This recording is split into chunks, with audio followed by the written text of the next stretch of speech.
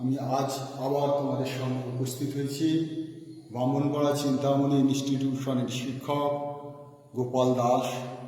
আজকে আমার বিষয় বাংলা ভাষা ও সাহিত্য।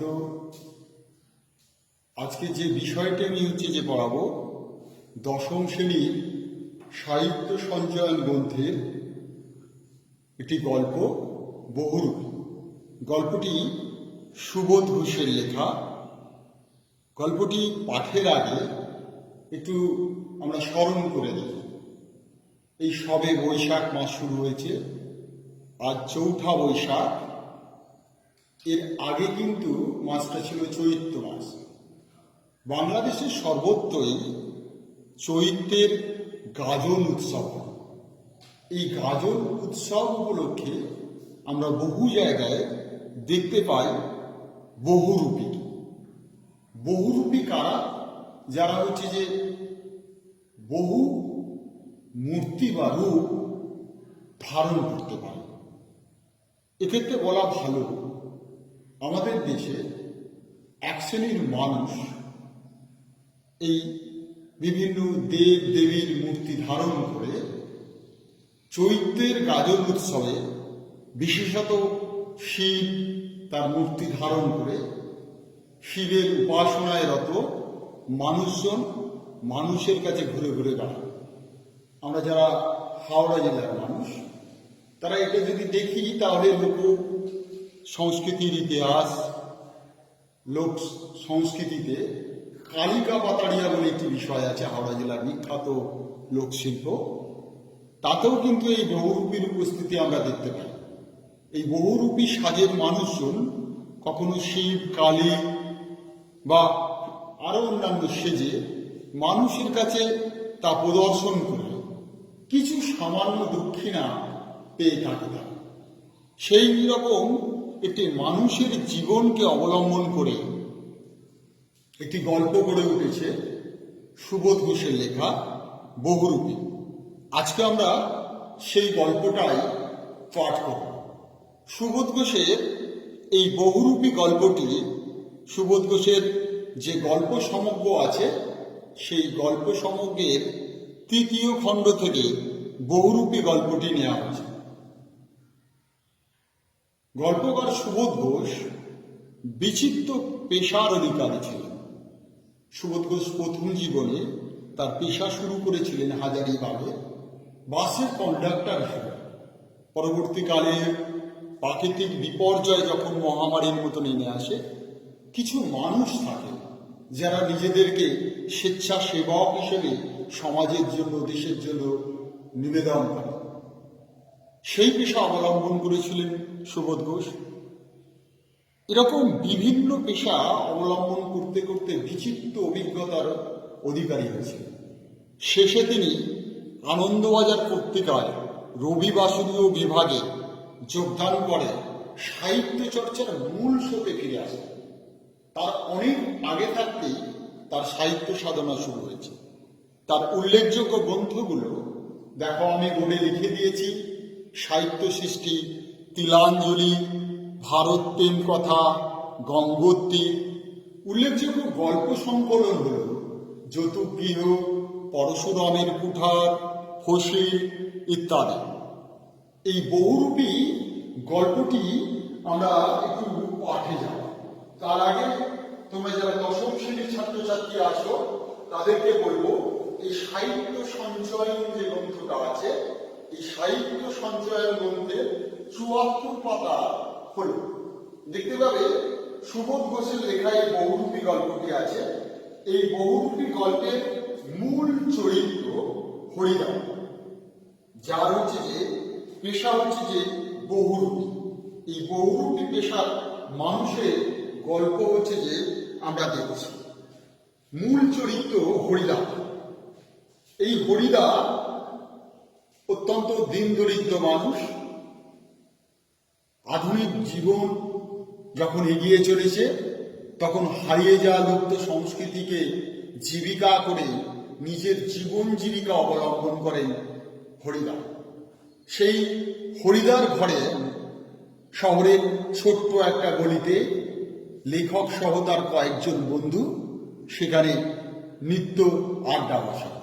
সেখানে গল্পকার একটি ঘটনা হরিদারকে শোনালেন যে জগদীশবাবুর বাড়িতে একটা বিচিত্র কাণ্ড হয়েছে। কাণ্ডটি কি? খুব সাধারণ। জগদীশবাবুর বাড়িতে এক সন্ন্যাসী এসেছেন, যিনি 7 দিন হলো বাবুর বাড়িতে আছেন। খুব উঁচু দরের সন্ন্যাসী, হিমালয়ের গুহাতে থাকেন, সারা বছরে শুধু একটি হরিতকি খান, এছাড়া আর কিছুই খান না। সন্ন্যাসীর বয়স 1000 বছরের বেশি বলে অনেকেই অনুমান করেন। তিনি চলে গেছেন, তিনি কাউকে পায়ের ধুলা দেননি। খুব বুদ্ধি করে জগদীশবাবু সেই সন্ন্যাসী পায়ের ধুলা নেবার জন্য এটি একজোড়া কাঠের খড়ম তৈরি করে তাতে সোনার বোল লাগিয়ে সন্ন্যাসীর পায়ের গোড়ায় ধরে। সেই ফাঁকে জগদীশবাবু তার মূল্যবান পায়ের ধুলো সংগ্রহ করেছেন। যাবার সময় সন্ন্যাসী ঝোলায় জগদীশবাবু 100 টাকার একটি নোট দিলেন। এই গল্প শুনে হরিদা অনেকক্ষণ চুপ করে রইলেন। হরিদার নিত্য অবস্থান, যেমন রোজ উনানের আগুন ধরায় এবং চায়ের জল ফোটায়, নিজের জন্য ভাত বসায়, সেই ছোট্ট ঘরের মধ্যে আরো লেখক সহ তার বন্ধুদের অবস্থান। এই হরিদা গরিব মানুষ, কিন্তু তার ধাতে সয় না, নিত্য একই কাজের মধ্যে অভ্যস্ত হয়ে। ইচ্ছা করলে তিনি কোনো দোকানের কেরানি অথবা নিত্য কোনো কাজ নিয়ে তিনি জীবনটা অতিবাহিত করে দিব্যি কাটিয়ে দিতে পারেন। কিন্তু এক ধরনের একই রকম কাজে একঘেয়েমি থেকে বেরিয়ে আসতে তিনি এই বিচিত্র পেশা বহুরূপে অবলম্বন করেছেন। সেই বহুরূপে অবলম্বন, বহুরূপী সেজে, বিভিন্ন সাজে সেজে তিনি কখনো কখনো হচ্ছে যে সামান্য অর্থ উপার্জন করেন। এরকম নাটকীয় বৈচিত্র্য তার জীবনে আছে। একবার দয়ালবাবু হচ্ছে যে লিচু বাগান, স্কুলের ছাত্রদের লিচু চড়া তিনি লিচু চোর ধরেন পুলিশ সাহেব এবং স্কুলের মাস্টারমশাইয়ের কাছ থেকে 8 আনা ছেড়ে দেওয়ার বিনিময়ে উৎকোচ বা ঘুষ নিয়েছিলেন। যদিও পরে ব্যাপারটি মাস্টারমশাইয়ের কাছে কষ্ট হয়েছিল। মাস্টারমশাই তারিফ করেছিলেন যে যা ঘটনা, হরি বেশ সুন্দর চমৎকার পরিস্থিতি সেরেছে। তার এই বহুরূপী পেশার যে চমৎকারিত্ব সকলের কাছে অভিভূত হয়েছে। তিনি আজেবাজে কাণ্ড ঘটান। একদিন চকের বাসস্ট্যান্ডে হঠাৎ একটি উন্মাদ অর্থ পাগল সেজে বাসের যাত্রীদের দিকে রেড়ে করে একটা থান ইট নিয়ে, গলায় তিলের মালা এবং চোখ লাল গড়গড় করছে, মুখ দিয়ে লাল ঝরে পড়ছে, এরকম অবস্থায় যাত্রীদের দিকে তেড়ে যাচ্ছে। যাত্রীরা ভয়ে আতঙ্কিত।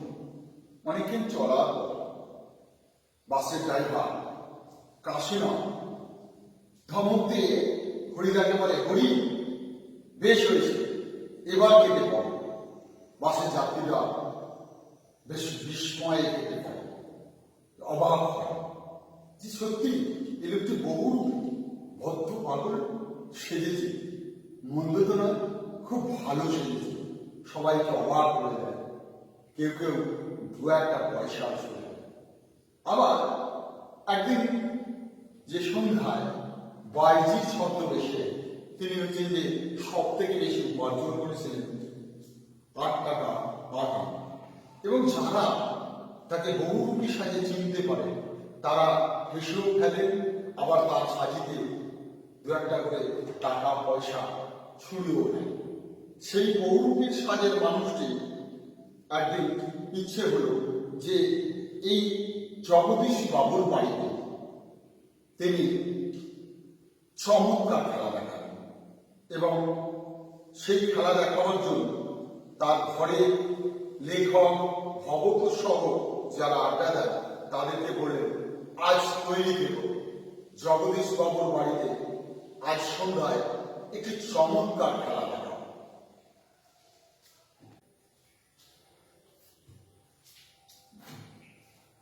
আমরা গল্পটির তৃতীয় পর্বে আজকে এখন দেখব যে বড় চমৎকার আজকের এই সন্ধ্যা শহরের গায়ে কতদিন বাদে চাঁদের আলো করেছে।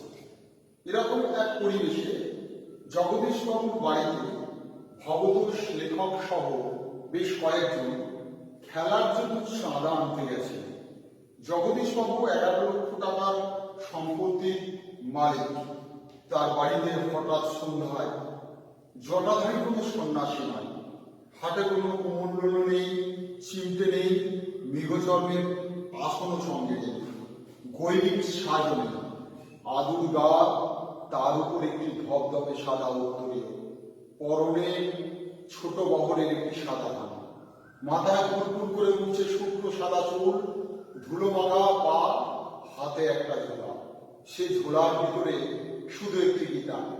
গীতা বের করে কি যেন দেখলেন এই আগন্ত, তারপর নিজের মনে মনে হাসলেন। জগদীশবাবু অবাক হন এই বৈরাগীকে দেখে এবং বাড়ির দুতলা থেকে উপর থেকে নামতে দ্বিধা বোধ করছিলেন।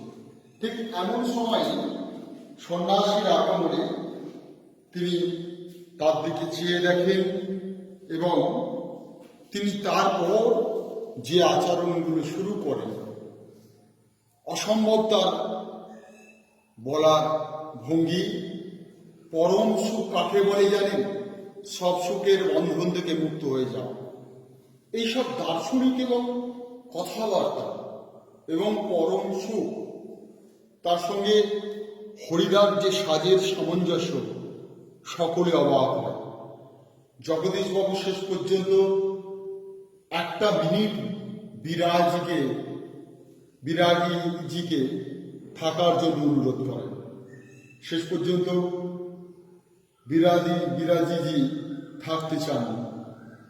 তিনি সামান্য 100 টাকার একটা নোট প্রণামী দান করেন তাকে, কিন্তু তীর্থ ভ্রমণের জন্য, তাও তিনি গ্রহণ করেন। গল্পের আমরা তৃতীয় পর্বে এসে দেখব যে গল্পকার এবং তার বন্ধু ভবতোষ সহ অন্যরা হরিদার ঘরে এসে আড্ডা জমিয়েছে। দেখছে সেই সাদা উত্তরীয়, সেই গীতা, সাদা চুলের সবই কিন্তু পড়ে আছে। তারা বিশ্বাস করতে পারছিল না হরিদার এই খেলা। তারা অবাক হয়। তারা বলে, কি অদ্ভুত কথা বলেন হরিদার। হরিদার এই কথার সঙ্গে তর্ক চলে না। বুঝতে অসুবিধা নেই, হরিদার জীবনের ভাতের হাঁড়ি মাঝে মাঝে শুধু জল ফুটিয়েই সারা হবে। অদৃষ্ট হরিদার এই ভুল ক্ষমা করবে না। হরিদার লজ্জিতভাবে হাসেন। খাঁটি মানুষ, বহুরূপী জীবনের থেকে বেশি আশা করা যায় না। কিন্তু হরিদাকে যখন অনাদি বা অন্যজন সকলে মিলে 500 টাকা সাধলেন, তখন নিলেন না কেন? তখন তিনি যে কথা বলেন যে আমার সাজের ঢং নষ্ট হয়ে যায়। আসলে শিল্পী মানসিকতা হরিদা এই বিচিত্র লুপ্তপ্রায় পেশাকে ধরে রেখেছে। এই পেশাকে অবলম্বন করে জীবিকা নির্বাহ করল। তার মন থেকে শিল্পী সত্তা মুছে যায়নি। তাই শিল্পী সত্তা ভঙ্গ হবে বলেই অত টাকার উপহার পেয়েও তা তিনি গ্রহণ করতে পারেননি। বোধহয় লেখক এই কারণে বলেছেন যে অদৃষ্ট তাকে ক্ষমা করবে না। আজকে আমরা বহুরূপী গল্পে এই গল্পটি জানলাম।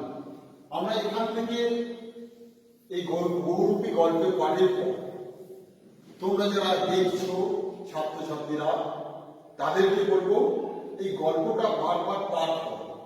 পাঠ করার পর যে সমস্ত প্রশ্নগুলো থাকবে সেই সমস্ত প্রশ্নগুলো আমরা পরের ক্লাসে আসবো এবং ছোট ছোট প্রশ্ন করে এগুলো আলোচনা করে দেব।